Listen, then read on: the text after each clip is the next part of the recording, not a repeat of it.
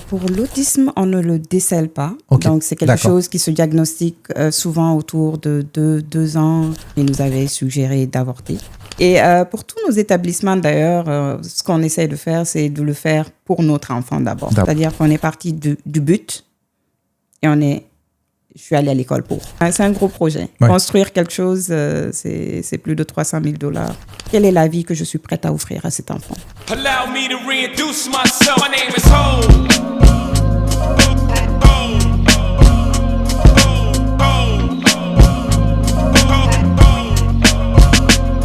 Of Show. Hello les incroyables, la team incroyable. J'espère que vous allez bien. Bienvenue dans un nouvel épisode du Of Show. Que vous nous écoutiez sur les plateformes d'écoute ou que vous nous regardiez sur YouTube, bienvenue. Merci à tous les nouveaux qui s'abonnent à la page, qui partagent, qui commentent. Vous êtes une team incroyable. Et sans plus attendre, aujourd'hui, je vais vous présenter mon invité. Une invitée incroyable. C'est une battante, c'est une maman, c'est une inspiration, c'est une dame qui fait bouger les choses, c'est une amie. J'ai la chance de recevoir Fabi Diallo dans le Of Show. Hello Fabi. Bonjour. Comment vas-tu? Ça va, merci. En forme? Oui. Ça va, je t'ai pas mis trop l'impression avec l'intro? Non, super. Super. Comment tu vas? Ça va. Bien? Bien. Très bien. Pas trop fatigué parce que Fabi est arrivée hier à Dakar de Guinée. Elle est là jusqu'à ce soir, elle repart ce soir. Donc j'ai eu la chance de l'attraper, de lui dire viens t'asseoir, viens nous raconter tout ce que tu fais. Donc ça va? Oui. Tranquille? Tout va bien. T'es prête à tout nous raconter ce que tu fais? Super. Ok, super. Ouais. Donc Fabi, la question que je pose à tous mes invités, pour commencer chaque interview, c'est aujourd'hui comment tu te présentes Fabi? Si tu rencontres quelqu'un qui ne te connaît pas. Alors, Fabi est avant tout une maman. Ouais. Comblée, ouais. Très heureuse, d'un petit garçon qui est sur le spectre de l'autisme et qui est adorable. Donc, je ressens beaucoup de bonheur aujourd'hui d'être maman, de jouer ce rôle-là. Et ensuite, je suis une thérapeute à la base, donc une analyste de comportement. Oui. Et donc, je travaille avec des enfants qui sont autistes et qui ont d'autres troubles développementaux. Donc, je suis clinicienne et je suis éducatrice spécialisée par mon background avec le Masters en Special Education que j'ai fait. OK. Donc, oui, je porte plusieurs chapeaux. Oui, tu portes beaucoup de chapeaux. Mais on va y venir parce que, donc pour que les gens comprennent, moi, c'était important pour moi de te recevoir parce que, comme tu l'as dit, tu es maman d'un petit garçon qui est autiste et ce petit garçon a chamboulé le cours de ta vie d'un point de vue positif sur beaucoup de choses et on va y venir. Mais avant d'arriver à justement ce moment qui est clé dans le reste de ta vie, dans ton parcours, j'aimerais savoir d'abord, c'était quoi l'enfance de Fabi? Toi, tu es née où d'abord? Alors, Fabi est née à Conakry, en Guinée. J'ai été pendant longtemps la seule petite fille de mes grands-parents jusqu'à 6 ans. Donc, j'ai été vraiment gâtée par mes oncles, mes tantes. J'étais vraiment bien entourée avant que mes petits frères viennent et mes autres cousins. Donc, je suis ils sont venus tout chambouler. Ils sont venus tout chambouler, mais bon, je suis toujours la préférée de mes oncles. Donc, oui, j'ai eu une enfance très heureuse, grandi avec mes parents, mes grands-parents, mes oncles. J'ai été entourée de beaucoup d'amour. J'ai aussi eu beaucoup d'amis à l'école avec qui j'ai fait un parcours incroyable et aujourd'hui elles font de belles choses. Ils font tous de belles choses et donc c'est ça, c'est un peu ça le parcours. Je suis allée jusqu'au lycée à Conakry et ensuite je suis partie pour mes études universitaires à Montréal. MTL 514, c'est là-bas qu'on s'est rencontrés avec Fabi. Donc, tu fais toute ton enfance en Guinée.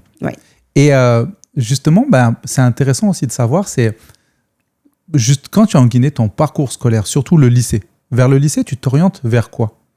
Alors, moi, j'ai fait sciences maths au lycée. Donc, c'est le côté plutôt mathématiques, scientifiques, physique et tout ça. Ouais.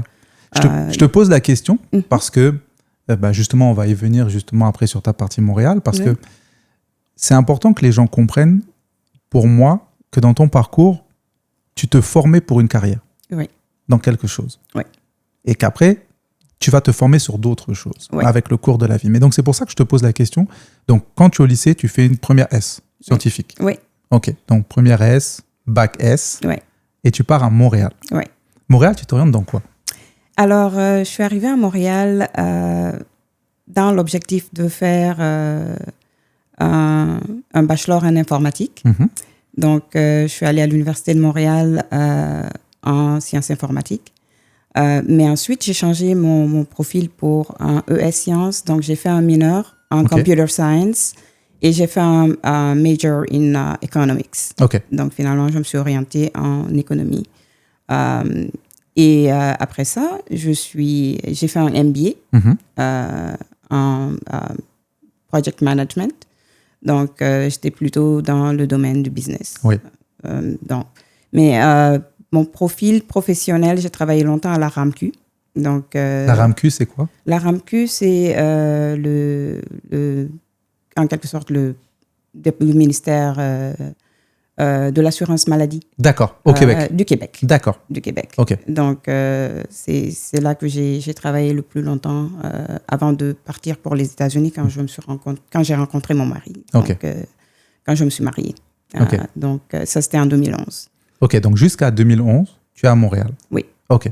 Donc, à Montréal, où tu fais tes études, tu travailles, tu rencontres ton mari et tu pars donc aux États-Unis. Oui. OK. Ton fils est né en quelle année? Mon fils est né en 2013. En 2013, d'accord. Oui. Donc, 2 ans après ton arrivée aux États-Unis. Oui. Dans notre conversation off, quand on parlait un petit peu avant de commencer la discussion, tu m'expliquais que, un petit peu comme Karel et moi, vous avez eu des difficultés à avoir un enfant. Oui. D'accord. Et justement, comment cet enfant vient? Alors, donc, on a essayé de faire un IVF pour avoir un enfant. Et heureusement pour nous, la première tentative a marché. Ouais. Donc, on a eu ce petit garçon aujourd'hui qui est la joie de notre famille. Mais on a eu beaucoup de difficultés autour de nous avec, je veux dire, la pression, surtout la pression familiale et aussi, je veux dire, l'entourage en général qui redemande tout le temps. Tu veux dire la pression avant d'avoir le... Avant d'avoir... Genre, c'est pour quand le bébé... Oui, c'est pour quand et tout ça. Donc, c'est ça. Mais on le prend comme une bénédiction, ce petit garçon-là. Il est arrivé et on l'a accepté comme il est. Et tout ce que Dieu fait est bon parce que il est un petit garçon spécial et il a continué à être spécial dans notre vie. À 2 ans, il a été diagnostiqué avec le trouble, le TSA, l'autisme.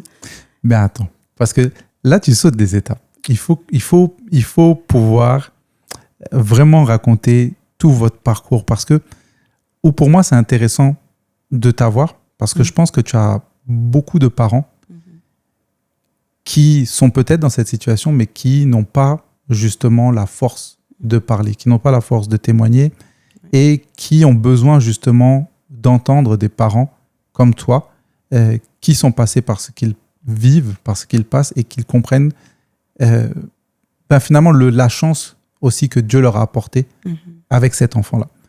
Pourquoi je te demandais d'attendre avant le diagnostic? Parce que ce que tu m'expliquais un petit peu tout à l'heure, en fait, pour les gens qui n'ont pas eu d'enfant, qui écoutent peut-être le podcast ou qui regardent le podcast, pendant la grossesse, on fait faire des tests pour déceler tout ce qui est trisomie et autres. Ouais. Vous, pendant ces tests-là, est-ce qu'on décèle déjà qu'il y a quelque chose avec l'enfant ou on ne décèle rien? Alors, pour l'autisme, on ne le décèle pas. Okay. Donc, c'est quelque chose qui se diagnostique souvent autour de 2 ans. C'est des signes, il ne communique pas, il ne parle pas, il il n'arrive pas à faire de contact avec les yeux. Donc, il y a des signes que le pédiatre remarque. D'accord. Donc, l'autisme ça ne se décèle pas pendant la grossesse. Ça ne se décèle pas pendant la grossesse. D'accord. Par contre, pendant la grossesse, il nous avait donné, il nous avait parlé de signes de trisomie. D'accord. Et d'ailleurs, il nous avait suggéré d'avorter si il nous avait donné le choix. Et on a fait le choix de continuer la grossesse malgré ce risque-là qu'il nous donnait. Et aussi, nous, on a embrassé cette grossesse avec un esprit un peu positif parce que la dame qui nous a aidés à faire ce IVF-là a perdu sa seule fille qu'elle avait, qui était une étudiante en médecine à Harvard. Et ça nous a ouvert les yeux. On s'est dit qu'un enfant, c'est Dieu qui donne. Et on accepte, peu importe ce qui arrive, on accepte et on prend le risque quand même de continuer la grossesse et d'accepter l'enfant que Dieu nous donnera. En fait, je te pose ces questions parce que j'ai jamais été confronté, tu vois, à ça. Mais justement, comment avec ton mari, comment vous justement vivez ce moment où les médecins te disent il y a peut-être un risque de trisomie, tu vois? Combien de temps ça vous prend avant de prendre la décision de non, peu importe ce qu'ils disent, on continue et on va avoir cet enfant? Est-ce que c'est quelque chose que vous décidez tout de suite? Est-ce que ça prend une soirée de discussion? Est-ce que ça prend des jours de discussion? Est-ce que tu en parles à tes parents? Est-ce que, tu vois, je me demande tellement comment tu le vis quand tu as finalement les médecins qui te mettent un diagnostic et qui te demandent de faire un choix. Nous, je veux dire, mon mari et moi, on a toujours je dirais que c'est plutôt une entente, une sorte d'entente. À chaque fois qu'on reçoit une nouvelle, on dit toujours dormons dessus. Okay. Donc, on se donne quelque chose comme 24 heures pour réfléchir et communiquer là-dessus. Et on en reparle le lendemain et on essaie de prendre une décision à partir de là. Donc, ça nous a pris peut-être 24 heures juste pour décider de ce qu'on voulait faire. Et on était d'accord. Et là, on a décidé de continuer tous les deux. Et souvent, on est en accord. Ouais. On est en accord. Donc, et toi, en tant que maman, parce que tu étais à combien de mois de grossesse quand on te le dit? Je pense que c'était autour de peut-être 18-20 mois. Ah ouais. Ouais. Donc, tu es quoi? Tu as 5 semaines? Tu as 5 semaines, 6 semaines? 20 semaines de grossesse? Ouais, autour de ça. Ouais. Donc, ça fait quoi? 5 mois de grossesse.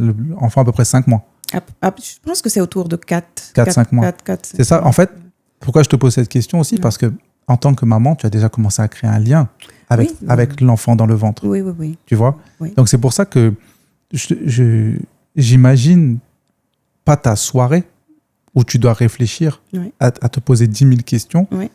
Parce que surtout, c'est quelque chose que dans ta famille, tu n'as pas vécu ou tu n'as pas vu. Donc, tu sais, on est souvent... je trouve surtout dans l'éducation qu'on a, on ne nous prépare pas. Ouais. Tu vois, on ne nous prépare pas à ce genre de décision. On ne nous prépare pas à ce genre de questions. On nous fait grandir en disant que tu vas avoir un enfant, c'est facile d'avoir un enfant, tu vas te marier, tu vas avoir un enfant, tout va bien se passer, tu vois. Et donc, justement, comme tu n'es pas préparé, je me dis, ça doit être dur. En tout cas, là, avant de t'asseoir avec ton mari et de prendre la décision, toutes les questions qui doivent passer dans ta tête, et surtout qu'on est dans des cultures où on ne parle pas. Donc, tu ne peux pas genre appeler peut-être ta maman pour lui dire « Ah, on m'a dit ça » ou ton papa, on m'a dit ça pour lui demander conseil. Et c'est ça, pour moi, c'est 24 heures là, avant que tu en parles avec ton mari, que vous preniez la décision. Comment tu les vis, toi? Je dirais que c'est c'est intense. C'est intense et c'est beaucoup de stress parce que il faut penser à cet enfant-là, à qu'est-ce qui est mieux pour lui, parce que c'est d'abord, ça va être sa vie. Et ensuite, quel est cet engagement que nous prenons en tant que parents pour élever cet enfant-là? parce que ça prend de la volonté, ça prend un commitment d'élever un enfant avec un handicap. Donc, c'est de réfléchir à tout ça et de dire quelle est la vie que je suis prête à offrir à cet enfant. Et arriver à la décision que cet enfant n'est pas différent des autres enfants. Je vais l'élever comme tout enfant que j'aurais eu, sans ces données-là de handicap ou de possibilité qu'il ne soit pas normal d'après la société, et de lui offrir la plus belle vie que nous pouvons lui offrir en tant que parents. Donc là, vous prenez la décision avec ton mari que, OK, il y a potentiellement un risque de trisomie, mais vous n'en êtes pas sûr. On y va, on fonce, on va avoir cet enfant. Donc là, tu es à peu près à 5 mois de grossesse. Comment se passe justement le reste de ta grossesse, maintenant que tu as cette information et que jusqu'à l'accouchement, comment ça se passe? Alors, je vais dire que le reste de la grossesse était un peu plus compliqué parce que j'étais pratiquement alitée le reste de la grossesse à cause de la pré-éclampsie que j'avais. J'avais ma tension qui était tout le temps élevée et donc on me demandait de rester alitée. Donc, les mois qui ont suivi étaient des mois très durs et mon mari faisait pratiquement tout. Tu sais un peu en Europe comment ça se passe, c'est juste vous deux. Il y a personne pour aider, donc il faisait tout. Il travaillait de la maison, heureusement. Donc, moi, j'ai eu un accouchement d'urgence. Mon enfant est né à 32 semaines. Donc, à cause de ça. Donc, pendant 2 jours, je n'ai pas vu mon enfant. On me remettait des médicaments et tout ça. Donc, c'était très stressant le reste de la grossesse. Mais bon, ça s'est bien passé. Alhamdoulilah, ça s'est bien passé. Ça s'est bien passé. Donc, tu accouches, vous rentrez à la maison. Mais donc, finalement, tout à l'heure, tu nous disais que le diagnostic d'autisme, c'est qu'à partir de l'âge de 2 ans.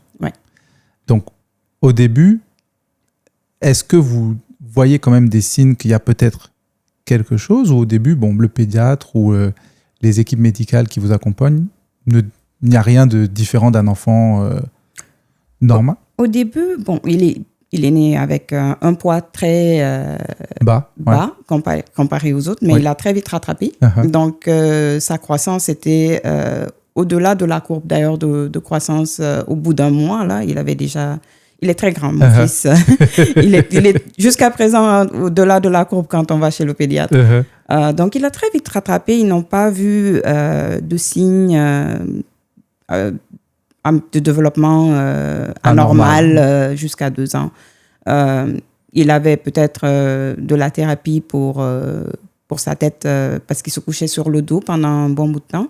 Et sa tête était un peu plate en arrière. Donc, on essayait de faire de la thérapie, de l'ergothérapie pendant quelques mois.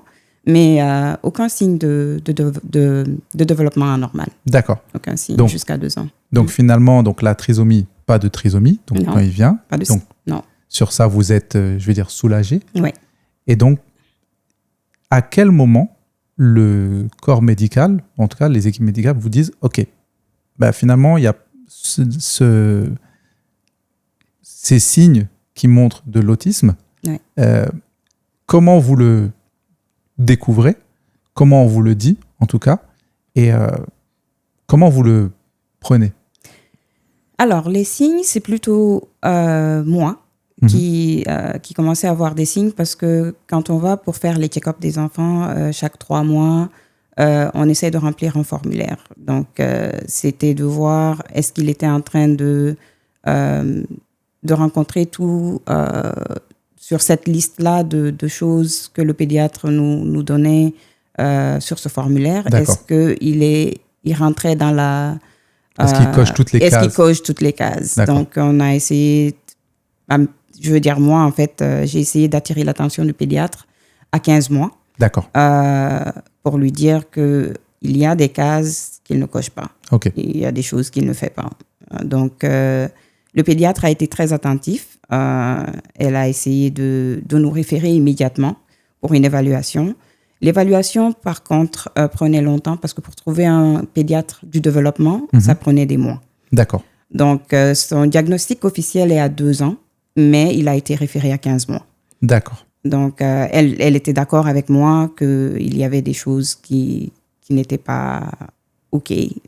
C'est quoi les choses qui t'ont mis, je veux dire, la puce à l'oreille, où tu t'es dit, il y a peut-être quelque chose, il faut qu'on regarde? Déjà, il ne disait pas de mots. D'accord. Donc, il était encore en train de, comme on dit en anglais, babble. C'était juste du gribouillage d'enfants. C'est ça. Okay. Donc, il ne faisait pas de contact visuel en tant que tel. Okay. Il jouait tout seul pendant très longtemps. L'interaction avec moi, vu que j'étais avec lui tout le temps, n'était pas celle d'un enfant qui joue avec les autres. D'accord. Donc, quand on allait, par exemple, au parc ou qu'on allait quelque part, il n'interagissait pas avec d'autres enfants. Donc, c'est un peu ces choses-là qui attiraient l'attention. Donc, la communication, le côté social. Et aussi, il avait des petites obsessions. Okay. C'est-à-dire qu'il devenait frustré quand tu changeais, par exemple, de route, quand tu conduisais et qu'il est habitué à une route. Dès que tu changes, il commence à pleurer. Ah ouais? Et dès 15 mois, il ressent ça déjà? Il reconnaissait un peu les chemins qu'on prenait pour aller et revenir. Et même quand on allait pour des marches, en fait. Dès que tu dévies, tu changes, ça devient... Donc, il n'était pas flexible sur certaines choses. Donc, toutes ces choses-là, en fait, ça a attiré l'attention sur le formulaire. Et aussi, c'est pour manger, les textures. Okay. Il n'a jamais mangé de viande, mon fils. Jusqu'à présent? Jusqu'à présent. Ah ouais? Jusqu'à présent, il ne mange pas de viande. Parce que la texture, il a quelque chose avec qui le... Il a quelque chose avec la texture, le goût et les couleurs. OK. Donc, il ne mange que des graines qui sont blanches, donc c'est-à-dire du riz, des céréales. Ouais. Il mange du couscous, il mange du fonio quand je lui en fais. Et il mange tout ça avec du yaourt. OK. Donc, juste du lait. OK. Donc, c'est la couleur blanche. Okay. Dès que ça devient une autre couleur, il n'y touche pas. Ah ouais? Donc, il ne mange pas de sauce. OK. Il ne mange pas tout ce qui est viande, même les frites, il ne les mange pas. OK. Le côté salé, il n'est pas très salé. Et on a fait beaucoup de thérapies quand même de feeding, donc thérapie pour manger. Et ça n'a pas corrigé. Je pense qu'il y a un côté sensoriel avec ça. Donc, on continue encore à l'exposer à des choses. Parfois, on est surpris, il essaye des choses. OK. Il essaye des chips. Ouais. Il essaye certaines choses qu'on essaye de lui donner. On ne force pas. Mais c'est vraiment un problème de texture qu'il a. Et il l'a toujours eu depuis ce temps-là. Et donc, comment vous faites pour le côté, je vais dire, protéines? Est-ce que finalement un être humain a besoin de consommer des protéines ou... Parce que c'est ce qu'on nous fait croire dans la société, qu'il faut manger de la viande, des trucs. Est-ce que par exemple le poisson, ça il accepte? Non. OK, d'accord. Il mange aucune des viandes. D'accord. Pas de poisson. Donc on lui donne des vitamines pour quand même lui donner du fer et tout ça. Mais à part ça, il mange ce qu'il mange. Et on en a parlé avec le pédiatre et il est encore... Comme je dis, il est en dehors de la courbe normale. Oui, voilà. Donc, lui, sa croissance continue. On lui fait des examens à chaque fois qu'on part et les examens sont normaux. Donc, elle dit, ne vous en faites pas. Okay. Juste acceptez-le comme il est. Et... Donc, toi, quand tu commences, je vais dire, la diversification alimentaire, c'est ça. Tu remarques que quand tu lui donnes de la viande, il crache, il n'en veut pas. Ah, plus qu'il crache, il vomit. Ah ouais? Oui, okay. Il vomit. Et même nous...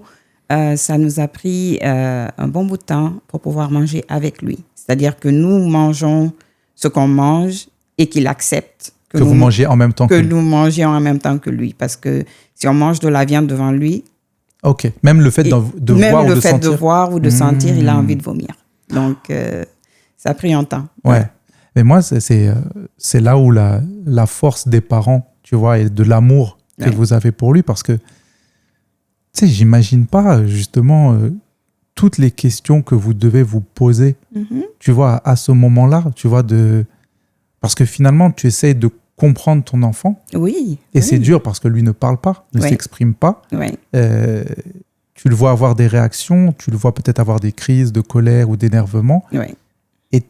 Et finalement, tu es seul. Oui. Parce que ça, la question, c'est ce que je t'ai pas posé, c'est est-ce qu'à partir du moment où vous posez le diagnostic, est-ce que tu es accompagné par des gens qui te guident un petit peu sur, OK, voilà comment un enfant qui est autiste peut se comporter, voilà en tant que parent ce que vous devriez faire, ou vous êtes, toi et ton mari, tout seul? Alors, lorsque le diagnostic est posé, on te donne une tonne de paperasse avec plein d'informations que tu dois lire et essayer d'avoir les services qu'il faut. Alors, pour un parent qui ne comprend pas déjà le diagnostic, c'est très difficile d'aller chercher les services. Tu suis juste ce qu'on te dit de faire et tu essayes d'avoir les services qu'on te suggère d'aller chercher. Qu'on te conseille, mais tu ne les comprends pas. Alors, moi, pendant les premiers mois du diagnostic, je l'accompagnais juste à des thérapies et je ne comprenais pas du tout ce qui se passait, ce qu'il faisait. Et ça m'a pris un petit bout de temps de bien comprendre le diagnostic même. Donc, j'ai réappris à le connaître à travers ce diagnostic, à connaître mon enfant, à connaître ses besoins et à évaluer parmi les diagnostics, parmi les thérapies qu'il faisait, quelle était la plus efficace. Parce qu'il en faisait beaucoup. Ce petit garçon-là, on l'amenait en thérapie à 8 heures le matin et il faisait de la thérapie ABA. Donc, il faisait 4 heures de thérapie ABA. C'est quoi la thérapie ABA? La thérapie ABA, c'est une thérapie comportementale. Donc, c'est tout ce qui est correction du comportement pour des comportements, par exemple, justement agressifs ou des comportements qu'on veut corriger, qu'on veut améliorer. Et c'est aussi une thérapie qui permet à apprendre à l'enfant certaines compétences qu'il n'a pas à travers le développement qu'il a. C'est-à-dire qu'il n'est pas un développement d'un enfant de son âge. Donc, cette thérapie-là permet de lui apprendre certaines compétences qu'il lui faut pour pouvoir, par exemple, s'asseoir. Notre fils ne pouvait même pas s'asseoir 1 minute. Il bougeait tout le temps, bougeait. Il montait, il grimpe sur les fauteuils, il court partout. C'est très difficile de le faire asseoir. Donc, cette thérapie-là lui a permis, petit à petit, de pouvoir s'asseoir 2 minutes, 3 minutes, 5 minutes. Aujourd'hui, il peut s'asseoir jusqu'à 30-40 minutes, suivre en cours. D'accord. Donc, ça a pris beaucoup d'années de thérapie ABA pour pouvoir l'aider à transitionner de cette phase-là où il bougeait beaucoup et diminuer ce temps où il bouge beaucoup et augmenter le temps où il peut s'asseoir, par exemple. Donc, quand on diminue quelque chose en thérapie ABA, on augmente autre chose qui est un remplacement positif. D'accord. Donc, c'est ça un peu la thérapie ABA. Diminue quelque chose, on augmente quelque chose. D'accord. Donc, il faisait cette thérapie-là. Ensuite, il a fait de l'orthophonie pour la communication. Et on l'a fait pendant un bon bout de temps.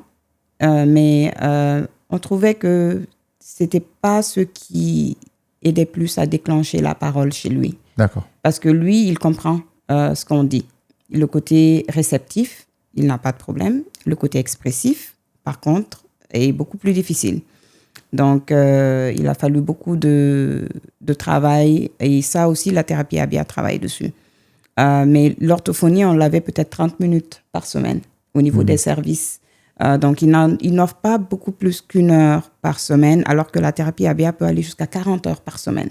Ah, OK. Parce que ça, tu disais, vous arriviez à 8 heures le matin. On arrivait à 8 heures, on faisait 4 heures de thérapie ABA. Ensuite, on faisait 30 minutes de thérapie orthophonique. Ensuite, on faisait de l'ergothérapie.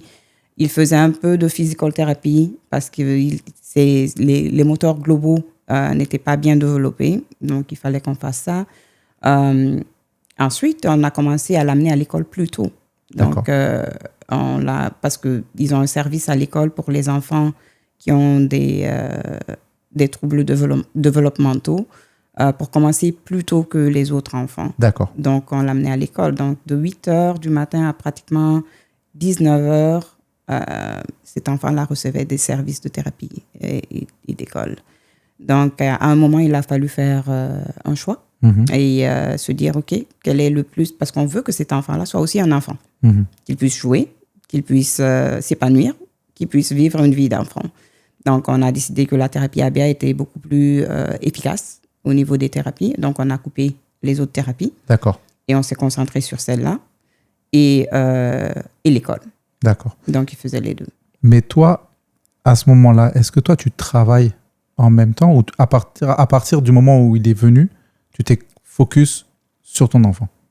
Donc, oui, à partir du moment où il est venu, j'étais avec lui pour tout ce qui est aller à l'hôpital et tout ça. Donc, je restais à la maison avec lui. Quand on a eu le diagnostic et qu'il a commencé ses thérapies et qu'on a déterminé que cette thérapie-là était la plus efficace, j'ai décidé de repartir à l'école et de me reformer pour devenir une analyste du comportement. C'est là où on en vient justement à tes casquettes. Parce que donc, pour les gens qui nous écoutent, tu étais à Montréal où tu as fait des études en computer science. Oui. Donc finalement, là, tu te retrouves à repartir sur les bancs de l'école, recommencer à zéro, et tu te formes pour justement savoir comment accompagner au mieux ton enfant. C'est combien de temps d'études que tu fais? Alors, il faut faire un master's, c'est 2 ans. Master's soit en special education, soit en psychologie. Donc, moi, j'ai choisi le côté special education parce que je voulais avoir un peu le côté clinical et le côté éducatif. Donc, ça prend 2 ans. Et ensuite, lorsque vous finissez les 2 ans de master's, vous devez faire à peu près 2 ans de pratique. D'accord. Dans une clinique. D'accord. OK? Et ça, c'est des heures qui sont accumulées. Et à la fin de cette pratique, lorsqu'on complète les heures dans une clinique, vous pouvez vous asseoir pour passer l'examen du board. Okay. Un peu comme l'examen de bar du barreau. Pour les avocats, l'examen pour devenir a board certified behavior analyst. Wow. Donc ça te prend 4 ans. Ça prend 4 ans, plus le temps de préparation de l'examen, ça prend à peu près 5 ans. 5 ans. Ouais. Et donc les cours, tu les fais à distance parce que tu t'occupes de ton fils en même temps? Oui. Donc j'ai fait les cours à distance à l'université George Mason. Ils avaient un programme où c'était possible de prendre les cours à distance et je les faisais le soir, après 19h. Donc, les cours étaient la plupart 19h à 22h. Donc, je faisais mes devoirs le matin quand il était en thérapie, 4 heures. Donc, c'était ça. J'ai fait ça pendant 2 ans. Et mon mari, il arrivait à 19h, il prenait le relais. Et après ça, j'ai commencé à travailler à la clinique à Virginia Beach. Donc, j'ai fait 2 ans là-bas. Et c'est de là que, quand j'ai fini, j'ai passé l'examen. J'ai créé ma propre clinique. C'est la première. Ça, on va y arriver. Mais donc, même quand tu fais tes 2 ans en clinique, tu fais combien d'heures par jour en clinique? En clinique, je faisais toute une journée. Wow. Oui, je faisais toute une journée. On a essayé de trouver, ce qui n'est pas facile aux États-Unis, de trouver quelqu'un pour le transporter, l'amener à ses thérapies. Et parce que c'est ça, j'allais demander, finalement, quand tu es en clinique, comment ton garçon fait? Oui, il a fallu que qu'on trouve des gens, qu'on trouve quelqu'un pour l'amener en thérapie, le prendre de thérapie, l'amener à l'école et le récupérer de l'école. Et moi, je rentrais à peu près à la même heure de la clinique à la maison pour le récupérer à la maison quand il le déposait. Donc, c'était... ma clinique où je faisais la pratique était à 1 heure de là où j'étais. Wow. Donc, c'était 1 heure de conduite le matin, 1 heure de conduite en après-midi. C'est un sacrifice, mais il en valait la peine. Ouais, non, moi, c'est la force d'une maman, tu vois. C'est la force d'une maman pour son enfant. Tu sais,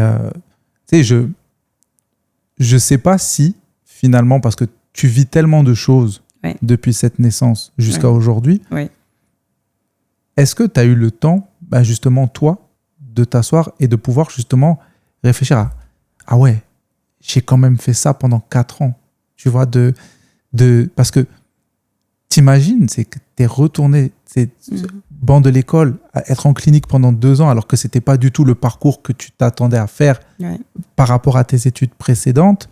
Une question que je t'ai pas posée aussi, c'est quand le diagnostic est arrivé, ta famille, comment ils l'ont pris? Je suis obligé de te poser cette question parce que on est dans des sociétés africaines qui sont très différentes des sociétés européennes et américaines. Même si vous êtes aux États-Unis à ce moment-là, j'imagine que le reste de ta famille est peut-être en Guinée ou autre. Est-ce qu'ils vous supportent? Est-ce qu'ils vous accompagnent? Est-ce qu'ils ne comprennent pas? Comment la famille réagit à ce diagnostic? Alors, nous avons été très chanceux parce que nos parents sont tous les deux des enseignants. Ouais.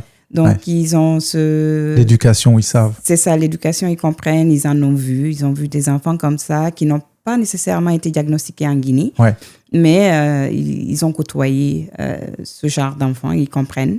Donc, le diagnostic n'a pas été très difficile à faire accepter au niveau de la famille. Ils ne prennent pas notre enfant comme un enfant très différent. Dans ce sens. C'est juste que le fait qu'on est à distance, ils n'ont pas l'opportunité de toujours le voir et jouer avec lui et interagir avec lui. Donc, quand on a l'occasion d'y aller, là, ils se rendent compte de qui il est. Mais encore, on essaye de mettre tout sur la barrière de la langue. Il parle anglais, il ne parle pas français. Donc, je ne pense pas qu'ils comprennent vraiment la difficulté de là où il vient, d'où il vient, en termes de pouvoir parler, communiquer.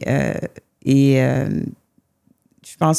pense qu'ils le prennent juste comme un autre enfant. Alhamdoulilah, c'est la meilleure chose. Et ils l'acceptent comme il est. Et donc, on a eu cette chance-là avec nos parents. Mais je sais qu'il y a d'autres parents que j'ai rencontrés qui n'ont pas cette chance, qui n'ont pas cette chance-là.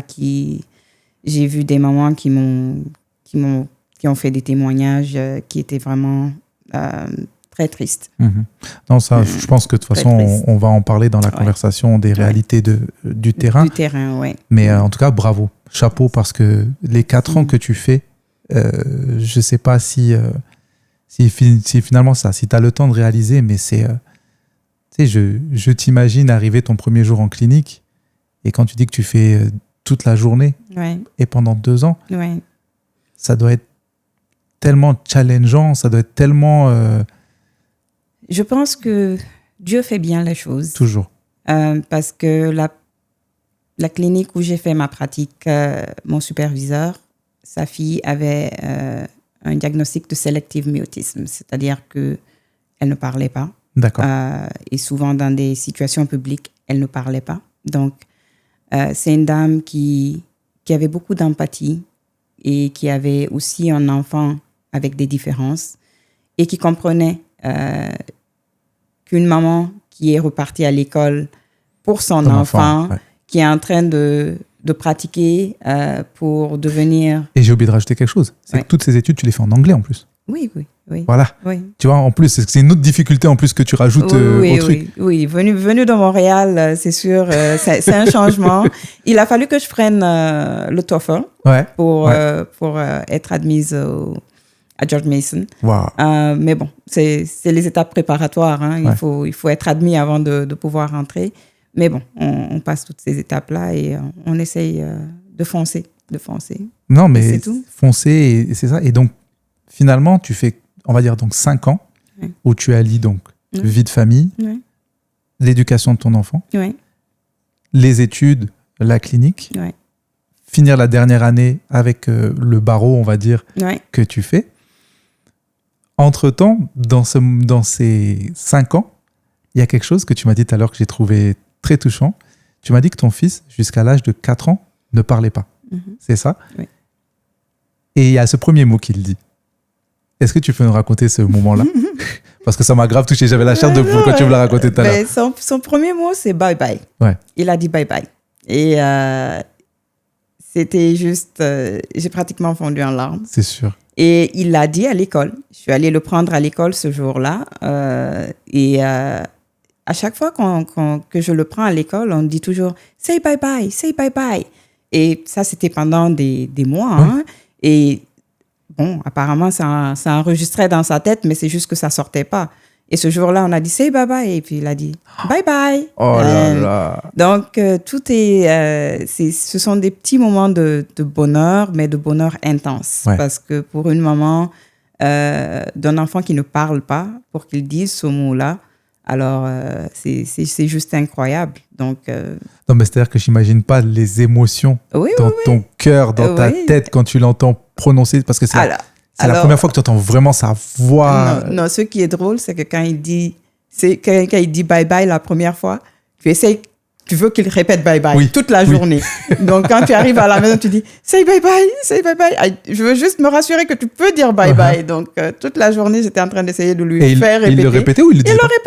Il le répétait. Donc, j'ai même filmé pour son père. Oh là là. Tu as raté quelque chose là. Il a dit bye bye. Non, mais le papa, même, j'imagine, quand il doit recevoir le message, il doit être. Ouais. Parce que c'est ça qu'on disait tout à l'heure, toi et moi, c'est que les parents qui ont un enfant, on va dire, j'aime pas dire le mot normal, mais tu vois, dans le processus, je suis obligé de dire normal, on s'attend à ce que l'enfant dise papa, maman. Ouais. Donc, forcément, quand ton enfant va dire le premier mot, oui, vous allez être excité. Ouais. Il va dire le deuxième mot, vous allez être excité. Ouais. Le troisième, un peu moins excité. Quatrième, ok, c'est bon, il commence à dire des mots, il fait des phrases. Ouais. Il n'y a plus de surprise, tu vois, c'est normal. C'est le cours normal des choses. Et c'est ça qu'on disait tout à l'heure, toi et moi, c'est que vous, finalement, vos joies, elles sont 10 000 fois plus puissantes que les joies des parents qui vivent un processus normal. J'aimerais bien trouver un autre mot pour que normal, ça m'énerve de dire ça. Ça t'énerve? Parce que, tu vois, c'est là le problème du français. C'est que si on dit normal, c'est considérer que l'autre enfant n'est pas normal. Alors que pour moi, c'est pas ça. Tu vois, pour moi, c'est qu'il a un don particulier, différent, tu vois. Et donc voilà, c'est que vos joies, elles doivent être... C'est des moments que vous pouvez pas oublier, quoi.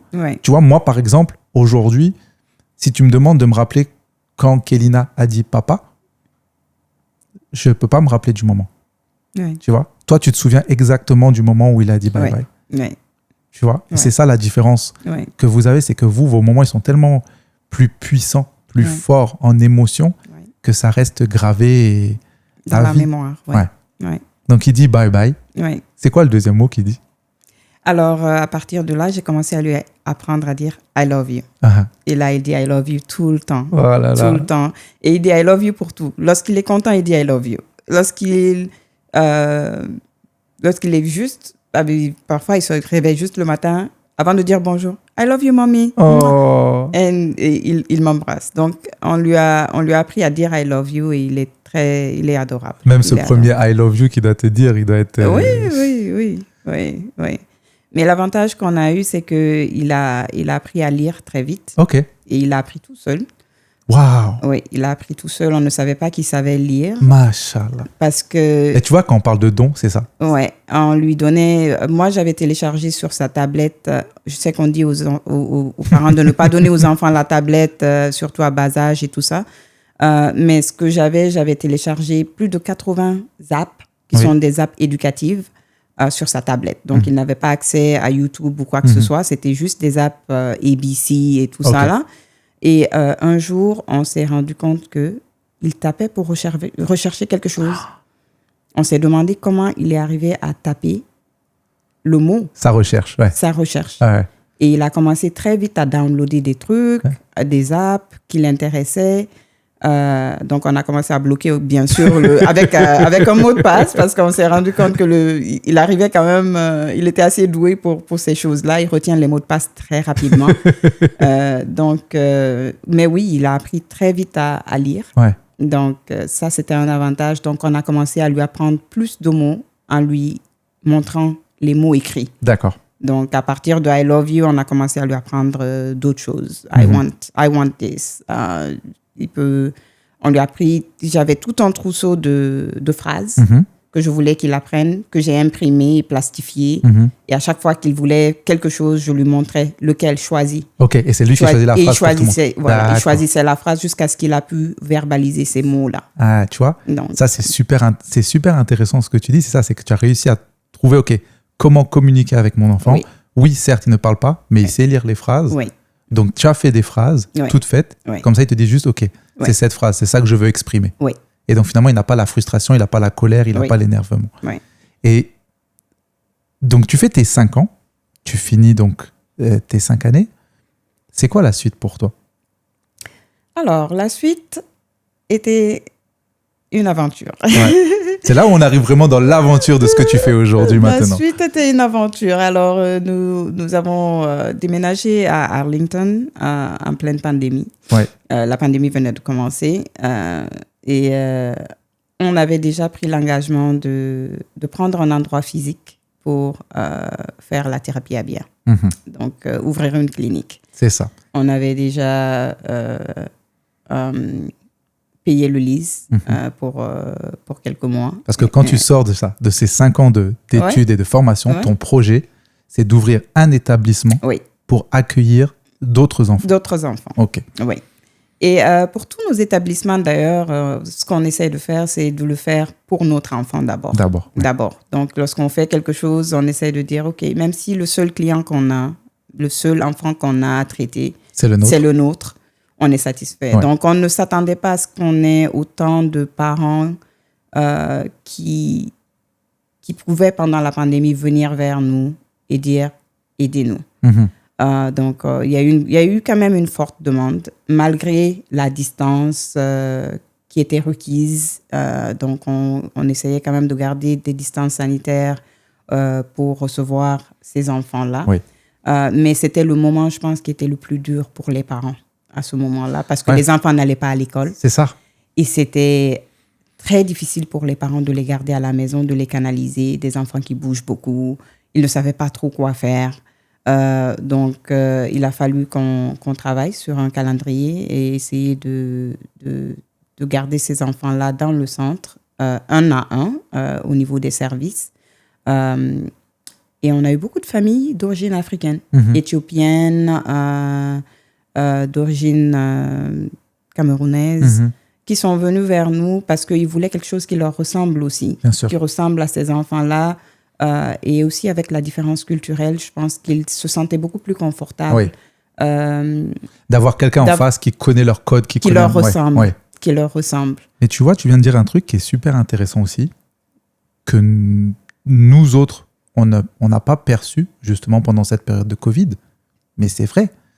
Comment les parents qui ont des enfants avec d'autres capacités, tu vois, c'est ma nouvelle version, au lieu de dire des enfants avec d'autres capacités, effectivement, qui requièrent... Parce que toi, tu es formé. Donc toi, tu as fait une formation. Tu sais comment gérer.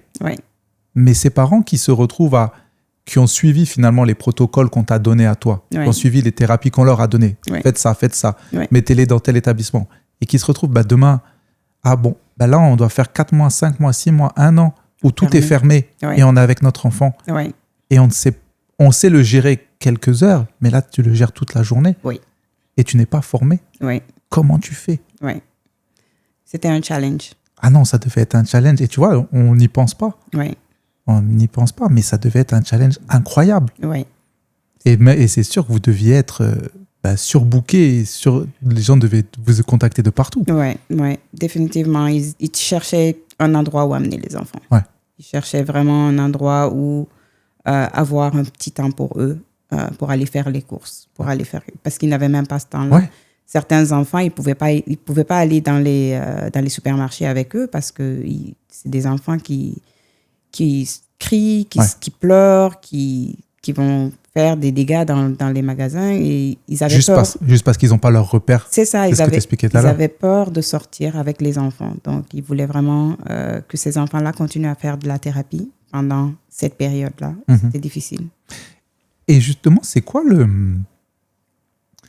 quand un nouvel enfant arrive, c'est quoi ton process? Parce que j'imagine, tu sais, tout à l'heure, tu disais que par exemple, ton fils, juste changer de route, ça le perturbait. Quand un nouvel enfant arrive dans un établissement comme ça, où tout est nouveau pour lui, finalement, le cadre et tout, comment tu fais pour justement qu'il arrive à rapidement se sentir à l'aise et trouver ses repères?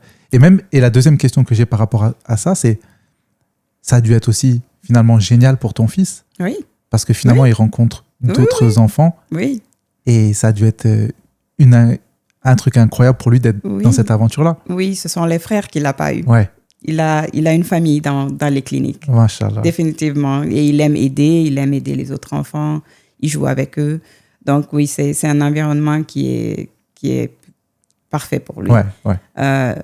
Maintenant, nos cliniques sont faites comme des maisons. D'accord. Ça ne ressemble pas du tout à une clinique comme ils le font d'habitude, c'est-à-dire prendre l'enfant, aller dans un petit espace et juste le thérapeute et l'enfant.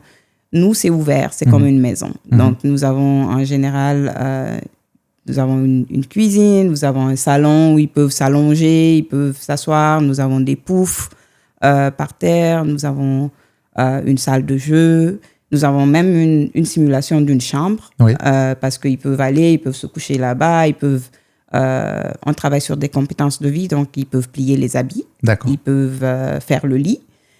Donc on travaille devenir indépendant, autonome. Ouais. Donc on a une salle d'autonomisation quelque part.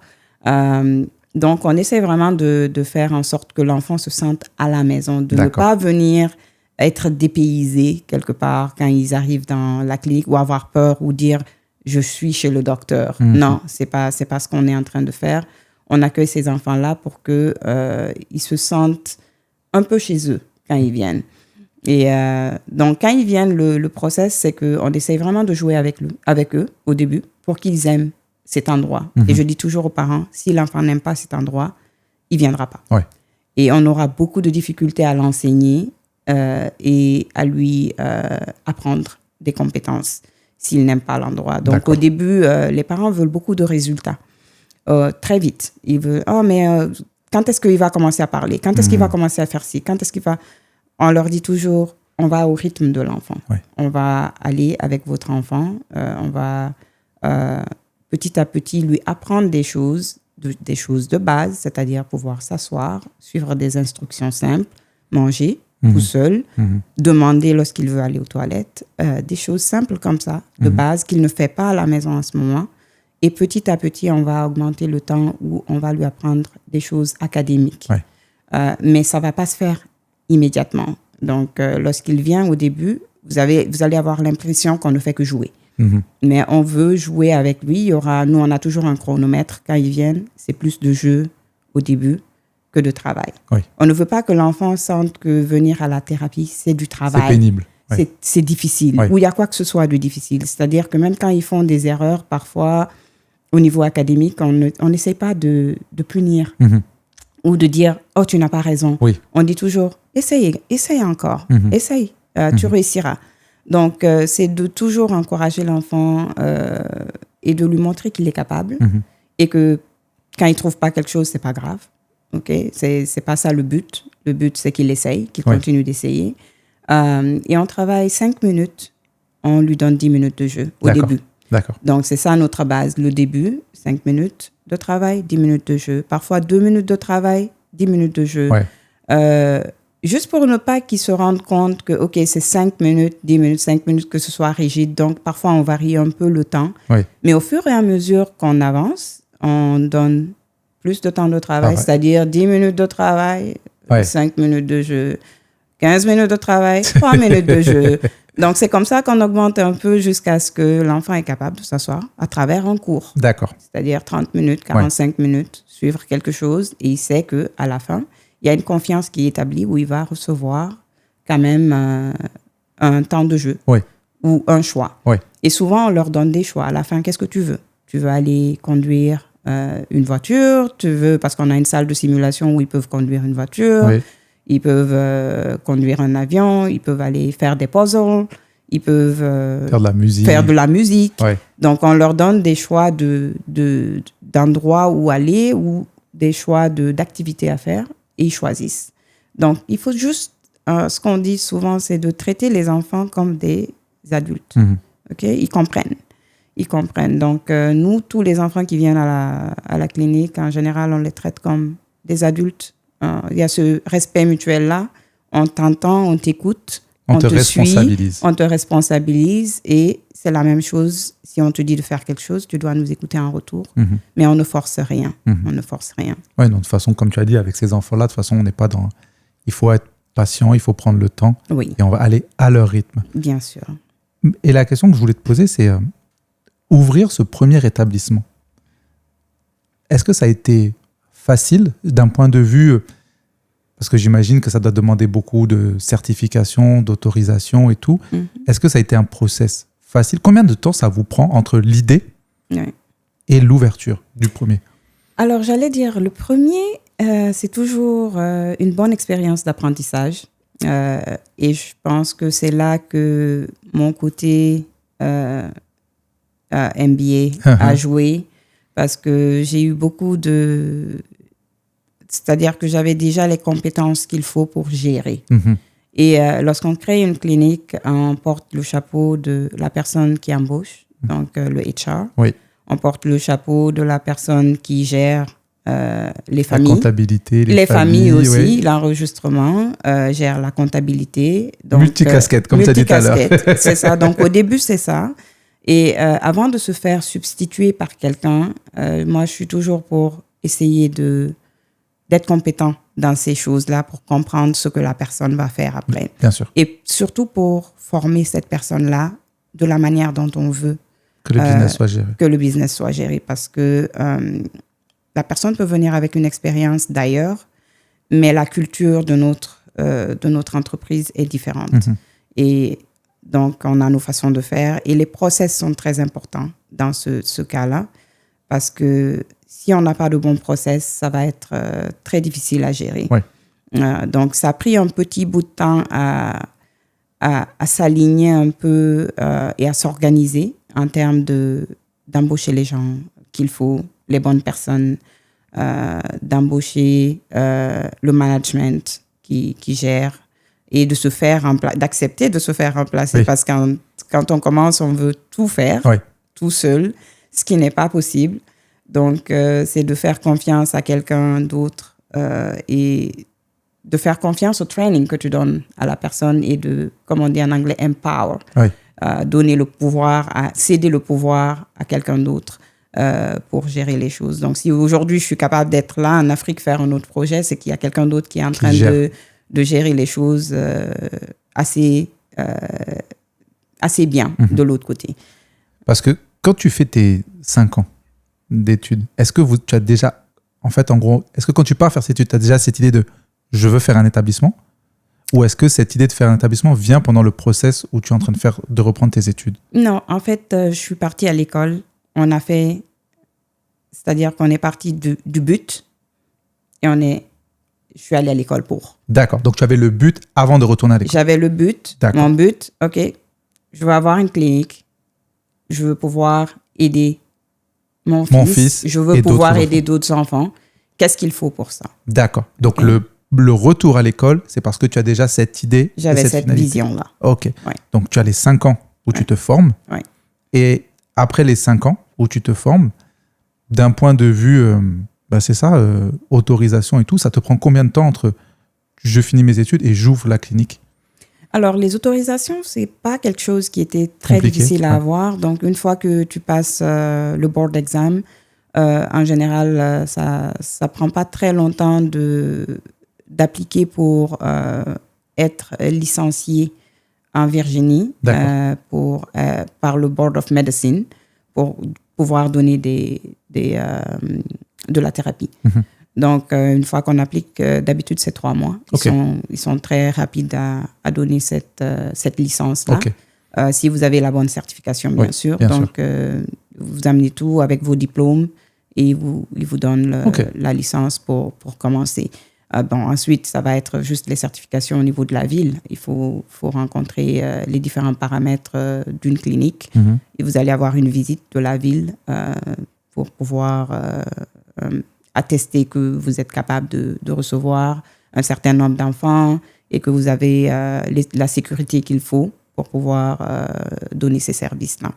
Donc, c'est un processus qui prend peut-être quelques mois, mais pas très longtemps. Je te pose cette question parce que justement, on va arriver à la suite. C'est que tu ouvres ton premier établissement en Virginie. Mm-hmm. Après, avec ton mari, vous déménagez. Oui. Tu ouvres donc dans un deuxième établissement en Floride. Oui. Je ne dis pas de bêtises. Oui.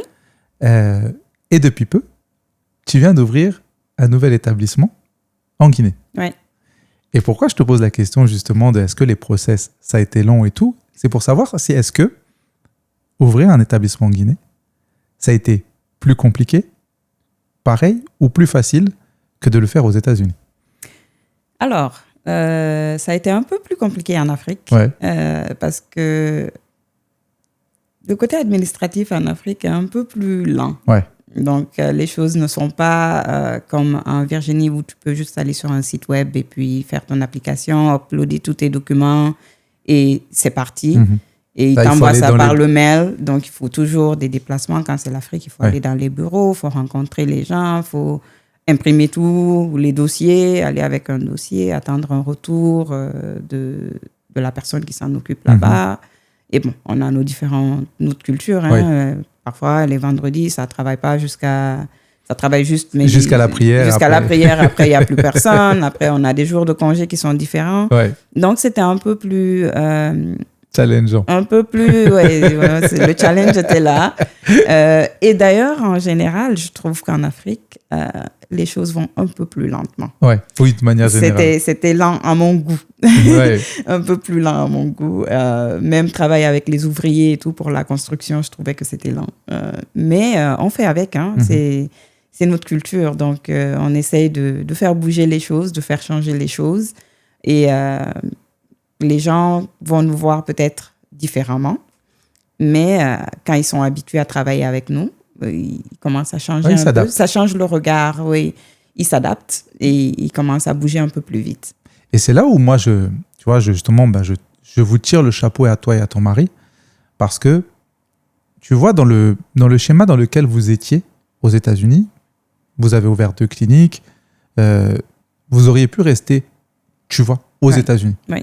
Peut-être ouvrir une 3e, une 4e, une 5e et rester tranquillement là-bas. Mais vous avez pris le pari, justement, de revenir en Guinée et d'ouvrir un établissement en Guinée. Déjà, pourquoi? Alors, quand je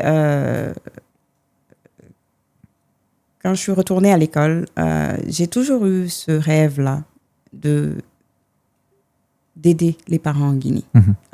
Et pas seulement en Guinée, mais un peu partout en Afrique. Quand j'ai reçu ce diagnostic-là pour mon fils, la première des choses que j'ai faites, c'est essayer de trouver, je me disais, est-ce que ça, c'est quelque chose de commun en Afrique? Est-ce que quelqu'un d'autre en Afrique a déjà eu ce cas? Parce que j'en ai jamais entendu parler. Ah, donc toi, avant ton fils? Je ne savais pas, je connaissais pas ce diagnostic. D'accord.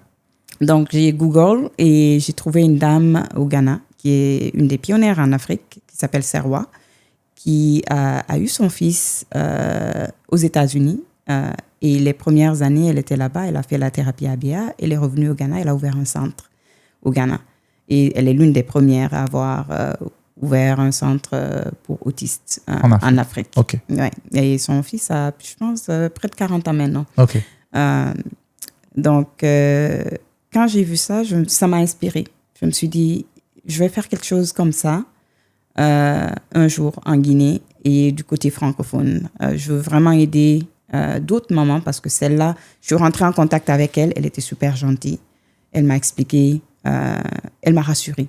Elle m'a rassurée que ça ira mieux, que ça s'améliore avec les services, de ne pas perdre froid. Et elle était vraiment une maman rassurante. Et je me suis dit, je veux donner la même chose aux autres mamans. Donc, quand je suis retournée à l'école, l'objectif n'était pas seulement d'avoir une clinique. J'ai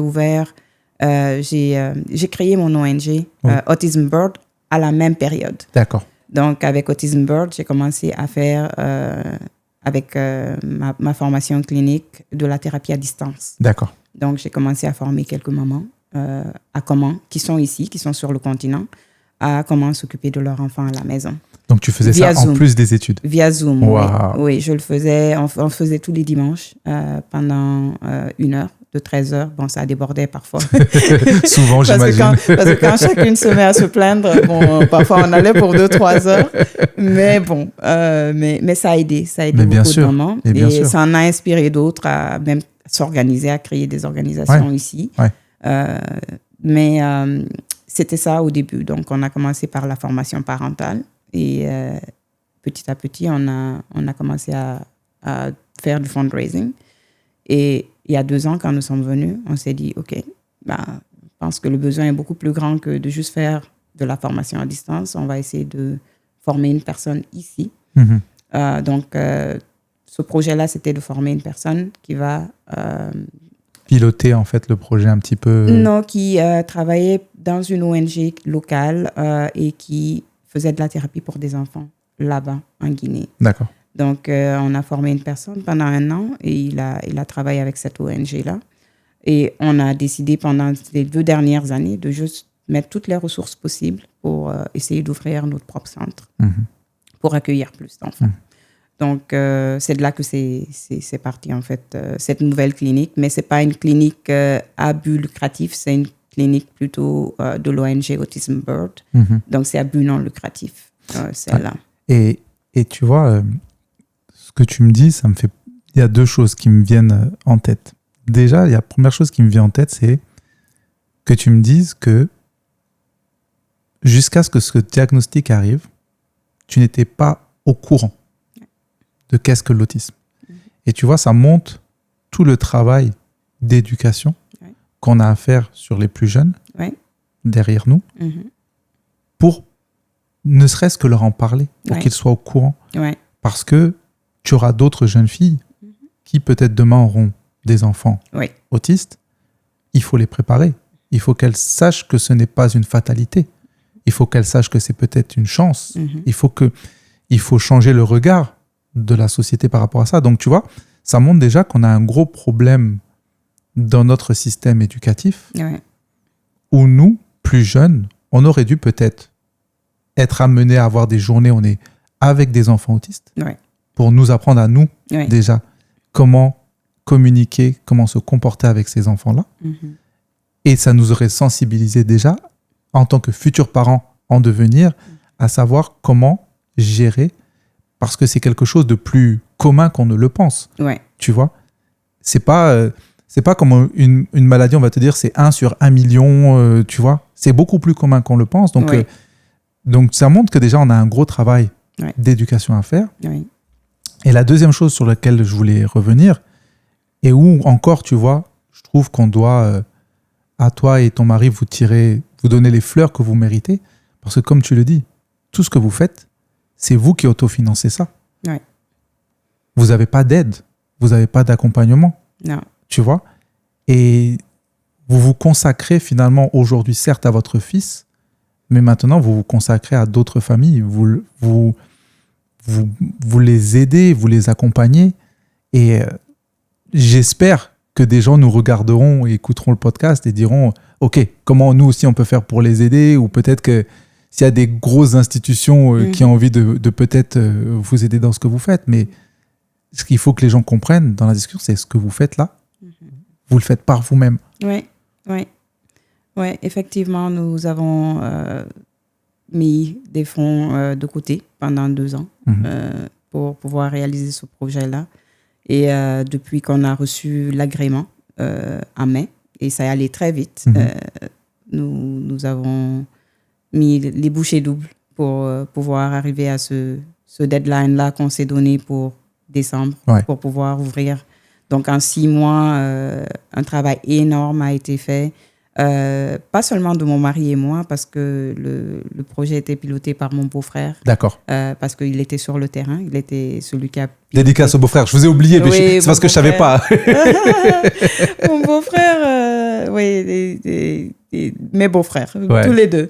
Ils étaient sur le terrain et ils étaient vraiment très actifs à faire bouger les choses. Donc, c'est allé très vite. Mais oui, les fonds, c'est le fonds propre. Nous avons essayé de faire du fundraising très minime venant des gens, mais je veux dire, c'est un gros projet. Construire quelque chose, c'est plus de $300,000. Donc, c'est un gros projet. Il faut vraiment avoir à cœur cette cause-là pour pouvoir réaliser quelque chose comme ça. C'est gros. C'est gros. Mais bon, on le fait pour les enfants, pour les familles. Et je peux vous dire que les retours qu'on a eus et les familles qui nous appellent aujourd'hui avec tout l'espoir qu'ils ont pour leur enfant n'a pas de prix. Ouais, non, c'est ça. Parce que finalement, la première clinique, donc tu l'ouvres en quelle année? Celle-là en Virginie? La première a commencé en 2019. 2019. Aujourd'hui, on est en 2025. Est-ce que tu sais aujourd'hui combien de familles vous avez accueillies dans cette première clinique? On en a accueilli, je veux dire, il y en a qui ont quitté, mais on en a accueilli à peu près une cinquantaine d'enfants à cette première-là, oui. À peu près une cinquantaine, oui. Du côté de Miami, oui. On en a accueilli à peu près 16, ouais. Parce que celle-là est beaucoup plus récente. Ouais. C'est l'année dernière qu'on l'a démarrée. Et là, on a déjà 7 familles inscrites depuis l'ouverture de Conakry. Ouais. Ouais. Et donc, c'est ça va très vite. Le besoin est là. C'est ça, le besoin est là. Et t'imagines, ça fait tout cumulé. Vous êtes presque à une centaine de familles aujourd'hui que vous aidez, que vous accompagnez. Ouais. Et ça n'a pas de prix. Non, ça n'a pas de prix. Ça n'a pas de prix. Et si je ne dis pas de bêtises, comment se passe le process aujourd'hui pour ces familles en Guinée qui veulent mettre leurs enfants? Est-ce que c'est une inscription comment ça se passe? Oui, alors ils reçoivent un link pour pouvoir faire l'application. Et bon, il y a des familles qui ne peuvent pas le faire eux-mêmes. Donc, on a un staff qui remplit l'application avec eux. Et une fois que c'est rempli, donc on essaye de programmer une évaluation parce que certains enfants n'ont pas de diagnostic officiel. D'accord. Donc, ils ont fait un diagnostic précoce pour voir s'il y a tous les signes et les traits de l'autisme. Ensuite, nous faisons une évaluation complète avec un psychologue qu'on a sur le staff pour avoir un diagnostic officiel parce que parfois, c'est pas l'autisme, ça peut être autre chose. Donc, on veut vraiment déterminer quels sont les besoins de l'enfant pour pouvoir le prendre en charge effectivement. Après l'évaluation, c'est là qu'on fait un plan de traitement et on détermine les objectifs sur lesquels on va travailler sur 6 mois. D'accord. Okay? Donc, après 6 mois, on réévalue encore et on essaie de voir où est-ce qu'on en est et quels sont les nouveaux objectifs, si d'autres objectifs ont été déjà atteints. D'accord. Donc, c'est un peu ça le processus. Mais ça, c'est pour le côté clinique. Le côté éducation spécialisée, on fait ce qu'on appelle un AIP au début de l'année. Donc, c'est un plan individualisé académique. D'accord. Donc, on essaie de voir quelles sont les forces, les faiblesses de l'enfant au niveau maths, lecture, écriture, toutes ces choses-là. Et en fonction de là où le niveau de l'enfant est, on essaye de faire un plan annuel que l'enseignant va enseigner pour pouvoir aider l'enfant. OK. Et toi, ton objectif aujourd'hui, c'est tu aimerais pouvoir idéalement recevoir combien d'enfants en Guinée, par exemple? Parce que là, ça vient de commencer. Mais j'imagine que dans ta tête, tu te dis déjà, OK, j'aimerais aider tellement de familles. Ouais. C'est quoi ton objectif? Alors, je veux dire, si on se concentre juste sur le centre, on va recevoir peut-être à peu près 20 à 25 enfants au maximum. À l'année. À l'année. Ouais. Parce que c'est petit quand même, on ne veut pas... Non, mais c'est déjà énorme. 20 à 25 enfants. Oui. Je sais que tu as envie de faire plus. À besoins spéciaux. Oui. Mais on est en train de penser à une façon de faire plus parce qu'il faut qu'on collabore avec nos gouvernements. Oui. Essayer de trouver comment faire un impact plus grand. Et donc, ça va passer par la formation des enseignants dans les écoles publiques, dans les écoles privées. La formation au niveau des pédiatres, peut-être, à pouvoir faire certains traitements pour les enfants et créer carrément une nouvelle ligne professionnelle de technicien de comportement.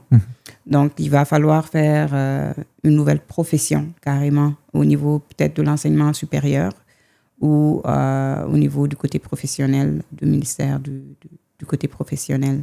Donc, il y a un travail à faire au niveau de nos gouvernements pour essayer de faire plus d'impact si on veut faire quelque chose de gros et peut-être créer plus d'écoles. plus d'écoles spécialisées. On en a besoin. Donc là, c'est juste le premier. On va essayer de voir comment collaborer. Et je sais qu'ils sont prêts à accompagner. Donc, on est en train de travailler dessus. Est-ce que tu as une idée aujourd'hui? Est-ce qu'il y a un recensement un petit peu en Guinée d'enfants autistes ou qui souffrent d'autisme? Est-ce que vous avez une idée un petit peu du besoin ou c'est trop flou? Parce que j'imagine tu dois avoir beaucoup d'enfants qui sont dans les sous-régions, qui sont peut-être qu'on n'est pas informés, qui sont autistes, qui sont laissés entre guillemets à l'abandon parce qu'on ne sait pas qu'ils sont là. Comment tu fais pour évaluer le besoin? Parce que en Amérique du Nord et autres, comme on le disait tout à l'heure, malheureusement, c'est plus organisé. Beaucoup plus organisé. C'est plus structuré, donc tu as peut-être une vision plus grande justement du besoin qu'il y a, mais j'imagine que dans nos pays, ça doit être plus dur d'évaluer un petit peu la situation. Oui, c'est un challenge d'évaluer la situation parce que c'est aussi lié un peu au stigma social. Les familles ne sont pas toujours disposées à révéler que leur enfant a des besoins spéciaux. Donc, les enfants sont à la maison. Donc, on ne peut pas vraiment recenser effectivement tous les enfants si un travail n'est pas fait au niveau de la sensibilisation, au niveau social, au niveau des familles. Et je pense qu'il n'y a pas de système en ce moment mis en place pour recenser. Et parce que le recensement, en général, de l'autre côté, du côté américain, ce qu'ils font, c'est que les pédiatres sont ceux qui détectent en premier, parce qu'ils voient les enfants à une fréquence pour pouvoir suivre le développement des enfants. Donc, les pédiatres sont les premiers à pouvoir donner l'information. Et ensuite, on a les enseignants. Quand un enfant peut-être n'est pas diagnostiqué par un pédiatre du développement, à ce moment-là, les enseignants sont ceux qui notent qu'un enfant a des difficultés d'apprentissage, n'apprend pas au même rythme que les autres. Donc, c'est des deux côtés, du côté éducatif, du côté médical, que le recensement est fait. Mais en général, là-bas, c'est que il y a un enfant qui est référé, rentre dans le système. Donc, ils ont des données sur le nombre d'enfants qui sont référés. Nous, chez nous, en Afrique, ici, c'est pas aussi simple que ça. C'est pas encore aussi organisé à ce niveau-là. Donc, il va falloir faire une sorte de collaboration et de travail énorme au niveau du recensement. Parce que j'imagine, même là, toi, ces temps-ci, de par ton travail, tu as participé un petit peu à des interviews et autres, où tu as parlé de ce que tu fais. Avec l'ouverture du centre en Guinée, tu as communiqué pour parler de cette opportunité qu'il y a pour ces parents qui ont besoin d'aide. J'imagine que tu as dû recevoir beaucoup de témoignages ou de gens qui ont dû te contacter, qui ne savaient pas à qui parler, qui sont en Guinée ou qui sont peut-être même au Sénégal ou qui sont peut-être dans la sous-région, qui ont dû voir et qui ont dû t'écrire. Et tu dois te rendre compte justement maintenant du besoin qu'il y a, qui est énorme. Oui. J'ai eu beaucoup de témoignages suite à l'annonce de l'ouverture du centre. Il y en a qui m'ont appelé et qui sont vraiment... ce sont des histoires tristes. Des histoires tristes. J'ai une maman qui a eu 4 filles et elle a eu un seul garçon, le dernier. Et bon, dans nos sociétés africaines, vous savez, avoir un garçon, c'est important. Donc, elle se disait, j'ai mon héritier et tout. Et ça se trouve que cet enfant-là est celui qui est autiste. Donc, je pense qu'elle a quand même eu beaucoup de commentaires de la belle famille, de commentaires négatifs et tout ça. La pression sociale. Voilà, et tout ça. Et il y a une maman qui avait 2 enfants qui sont autistes tous les 2. Le mari l'a abandonnée, disant qu'elle ne fait que des enfants anormaux. Donc, nous avons des témoignages lourds, très lourds socialement. Mais il y a un travail à faire, en fait, au niveau de la sensibilisation, de faire comprendre aux gens que ce n'est pas une maladie, c'est quelque chose qu'on peut accompagner, qu'on peut améliorer. Et à partir de là, je pense que les gens seront beaucoup plus réceptifs à aider ces enfants-là. Ils ont beaucoup de potentiel. Beaucoup de potentiel. Parce que moi, du peu que je connais de l'autisme, j'ai souvent l'impression aussi que c'est souvent des personnes qui ont un talent spécifique dans autre chose et ils vont être tellement pointus. Tu disais par exemple les maths, on disait la musique tout à l'heure. Donc, pour moi, comment je le vois, je me dis c'est juste un enfant qui a juste besoin de découvrir c'est quoi son talent, c'est quoi sa passion et de l'aider à l'accompagner à être OK, tu vas être la meilleure version de toi-même dans ça. Et aujourd'hui, et on a vu beaucoup d'autistes qui sont devenus des figures emblématiques dans le monde. Bien sûr. Parce qu'ils avaient un talent et ils étaient juste extraordinaires dans ça.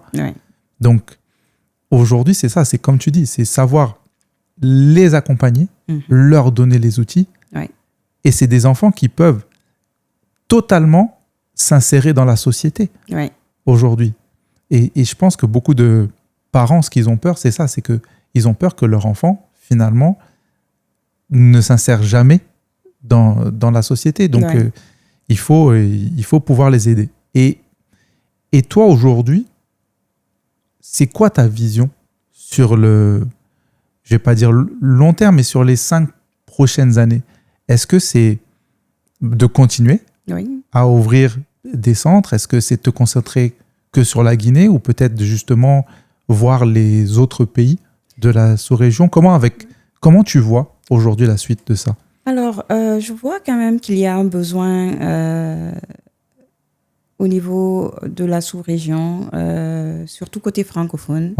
Je pense que j'avais une collègue ici au Sénégal qui avait commencé quelque chose. Je ne sais pas si elle continue toujours à avoir un centre ici, mais elle est retournée aux États-Unis il y a 2 ans. Elle travaille là-bas en ce moment. Mais j'ai une autre collègue qui veut qu'on ouvre quelque chose au Burkina. D'accord. Et elle m'a dit, dès que tu rentres, j'ai vu ce que tu as fait en Guinée, je travaille avec toi. Donc, on essaie vraiment d'avoir des cliniques un peu partout dans la sous-région pour pouvoir aider le plus de familles possible.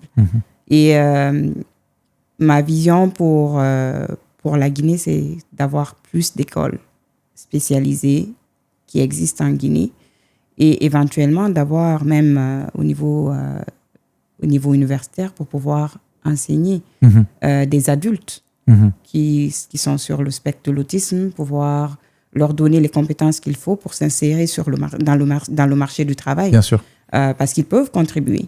Ils peuvent contribuer, mais s'ils sont laissés à eux-mêmes et qu'ils n'ont pas la formation parce que tout simplement, il n'y a pas une méthodologie pour leur donner les compétences qu'il faut, à ce moment-là, ils sont laissés... ils sont abandonnés. Ils sont abandonnés et ils restent dans les concessions. Donc, l'objectif, c'est de pouvoir aller du primaire au collège, au lycée, jusqu'à l'université, pouvoir accompagner ces enfants-là jusqu'à l'âge adulte et pouvoir les aider à se réinsérer dans la société et avoir une vie de famille, une vie, se marier, avoir une vie comme toi et moi. Bien sûr. Donc, c'est ça un peu l'objectif, qu'ils soient autonomes et qu'on ait une possibilité de les inclure. Et c'est marrant parce que ça fait 2-3 fois tu dis que, surtout chez les francophones, ça veut dire que les anglophones, tu remarques qu'ils sont plus développés dans la gestion de l'autisme? Oui, je trouve que, on a quand même quelques pays où ça bouge au niveau de l'éducation spécialisée et de la thérapie ABA, au niveau au Ghana, au Nigeria, en Afrique du Sud. Donc, certains pays anglophones, en Éthiopie, au Kenya, je trouve qu'ils font quand même... ils sont plus avancés. Nous ne sommes pas nombreux, les analystes du comportement agréés sur le continent africain. Donc, on se connaît presque tous. On se connaît, on essaie toujours, à chaque fois qu'on trouve un, on se dit « Hey, on en a trouvé un !» Wow! Donc, mais je ne pense pas qu'on dépasse une vingtaine de BCBA à travers le continent africain. On n'est pas nombreux. C'est pour dire le manque qu'il y a. Il y en a peut-être 2000, à peu près 2000 aux États-Unis seulement. Ouais. Et une vingtaine sur le continent. Une vingtaine sur le continent, c'est pas beaucoup. Ouais. Donc, c'est ça, on essaie de faire plus. On essaie vraiment de faire bouger les choses. Mais côté francophone, j'en ai pas vu beaucoup. J'en ai pas vu. Ça bouge pas tant que ça. Non, mais c'est important que tu le dises et c'est important que tu fasses tout ce que tu fais. En tout cas, moi, ça a été un réel plaisir d'échanger avec toi sur ce sujet. J'aurais une dernière question pour toi. On va finir sur un sourire. C'est quoi le plus beau souvenir, tu dirais, que tu as avec ton fils? C'est dur cette question. Hein? C'est dur, hein? Parce qu'il doit y en avoir tellement. Oui, il y en a tellement. J'aurais voulu te montrer peut-être une vidéo. Ça, c'est le meilleur souvenir que j'ai en tête en ce moment. C'est une chanson qu'on chantait ensemble. Okay. Et en fait, pour moi, j'étais en train de lui apprendre quelque chose, mais il a pris le lead. Et il a commencé à la chanter, à chanter à ma place. Okay. C'est-à-dire que j'ai commencé la chanson, je me disais « Johnny, Johnny, yes, papa ». Et j'attendais à ce qu'il continue. Et il a continué. Et ensuite, il a recommencé la chanson. Ok, sans toi. Et il a recommencé, il a attendu que moi, je finisse la chanson. Je me suis dit, oh, ok. C'est toi qui dirige maintenant. Donc maintenant, c'est toi qui dirige. Tu comprends ce qu'on est en train de faire. Machallah. Non, il est super. Et peut-être l'autre chose, c'est que c'est le soir, chaque soir, je dis, let's pray. Et on lui a appris la Fatiha. Et donc, je lui dis, go. Donc, il essaye au début, il essayait de faire du charabia. Et là, au fur et à mesure, il mémorise certaines choses. Parce que quand il finit de faire sa partie, moi, je reprends et je lui dis correctement comment on le fait. Et donc, au fur et à mesure qu'on le fait, là, il a mémorisé pratiquement. Donc, le soir, avant de se coucher, je dis « let's pray ». C'est votre moment. C'est notre moment. C'est notre moment. Donc, on a de très bons moments ensemble. En tout cas, Fabi, merci énormément. Merci. Et je te dis merci pour toutes ces familles qui ne peuvent pas te dire merci parce que avec ton mari, vous faites un travail incroyable. Tu es une battante parce que d'avoir repris les études, de t'être lancé dans tout ce challenge-là, tu vois, tu aurais pu prendre la voie de la facilité, c'est-à-dire prendre des spécialistes qui s'occupent de ton enfant, mais tu as choisi d'être là pour ton enfant tous les jours, de l'accompagner, de vivre chaque moment avec lui. Tu es une maman incroyable, tu es une maman formidable. Je vous souhaite de vivre encore plein de beaux souvenirs et surtout de continuer à impacter des familles qui vont créer des souvenirs avec leurs enfants, qui vont créer des liens avec leurs enfants. Et j'espère, Inch'Allah, que dans 2 ans, 3 ans, tu reviennes t'asseoir ici et que tu viennes nous raconter toutes les belles choses que vous faites aujourd'hui. Et qu'Inch'Allah, tu me dises, maintenant, on aide des familles au Sénégal, en Côte d'Ivoire, dans d'autres pays. Et en tout cas, c'est tout ce qu'on vous souhaite. Merci d'être là pour ces gens. Merci d'être là pour ces enfants surtout. Parce que c'est des enfants qui ont besoin d'être écoutés, qui ont besoin d'attention, qui ont besoin qu'on comprenne qu'ils sont des enfants, qu'ils ont besoin de vivre leur vie d'enfant, mais qu'ils ont aussi besoin de grandir, de se développer. Merci pour tout ce que vous faites. Et j'espère qu'après cette discussion, vous recevrez plein de messages, plein d'amour, et surtout que vous receviez des gens qui ont envie de vous aider et de vous accompagner. Et tu vois, j'avais dit que c'était la dernière question. Mais justement, si des gens veulent vous aider, si des gens veulent vous accompagner, comment ils peuvent faire? Comment ils peuvent soit vous contacter ou quels seraient les besoins que vous auriez? Oui, ils peuvent nous envoyer un message. Le site web, c'est Lab Academy. L-A-B Academy en un seul mot? L-A-B Academy avec Y à la fin, .net. OK, donc ils peuvent aller sur le site web et notre email c'est info@labacademy.net. De toute façon, je mettrai tout dans la description. Dans la description, donc c'est à travers le site web et notre numéro de téléphone WhatsApp est là-bas. Et c'est quoi les besoins que vous pourriez avoir aujourd'hui? En ce moment, c'est plus peut-être parrainer les enfants. Il y a beaucoup de familles, surtout au niveau en Afrique, qui n'ont pas les ressources nécessaires. Donc, nous avons commencé à avoir certaines banques et certaines sociétés prendre 1 ou 2 enfants. Pour qu'ils payent l'inscription. Pour qu'ils payent l'inscription, pour qu'on puisse payer notre staff. Bien sûr. Et les choses du centre. Mais c'est ça, quoi, en fait. C'est essayer de parrainer des enfants et leur donner les ressources qu'il faut pour pouvoir se développer. Si vous voulez faire quelque chose, on est en début 2025, si vous voulez faire quelque chose de bien pour votre année, contactez-les, parrainez un enfant. Franchement, ça serait un truc incroyable. Nous-mêmes, avec Karel, on va voir comment on peut faire pour parrainer un enfant. Ça serait quelque chose de super. Merci. En tout cas, merci beaucoup. Merci. J'espère que tu as passé un bon moment. Oui, merci. Et j'espère que vous recevrez plein d'amour après cette discussion. Merci. En tout cas, merci les incroyables d'avoir écouté l'épisode. N'hésitez pas à laisser un commentaire, à nous dire ce que vous pensez de cette discussion, à nous dire ce que vous pensez du sujet. Et surtout, je vous mets toutes les informations pour aller voir tout ce que Fabi fait d'extraordinaire tous les jours. Je vous dis à très bientôt pour un nouvel épisode. Peace! Allow me to reintroduce myself.